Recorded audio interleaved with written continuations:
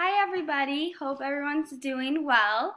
I'm going to do some assignments with you for Mrs. Klein's physical science class. Now, this recording device I am using only gives me a certain amount of time, so please bear with me. If I'm going too fast, please pause the video, catch up, and then keep going. Okay, let's get started. The first worksheet we are going to do says kinetic and potential energy. Looks like that. Okay, so determine whether the objects in the following problems have kinetic or potential energy. Remember, kinetic energy is moving. Potential is at rest. That'll help. Also, see below, I posted some comments of some extra formulas and information that'll help you with this worksheet.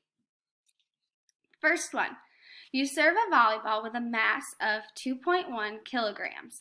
The ball leaves your hand with a speed of 30 minutes per second. The ball has what type of energy? Yes, kinetic. I knew you knew it. So we're going to write kinetic in the space, just like that. Okay, and now we're going to calculate it. So how we're going to calculate it is we're going to use the two numbers provided. Kinetic energy, if you see in the formula I posted below, we are going to multiply. So, if you have a calculator, now is the time to grab it. We are going to multiply 0.5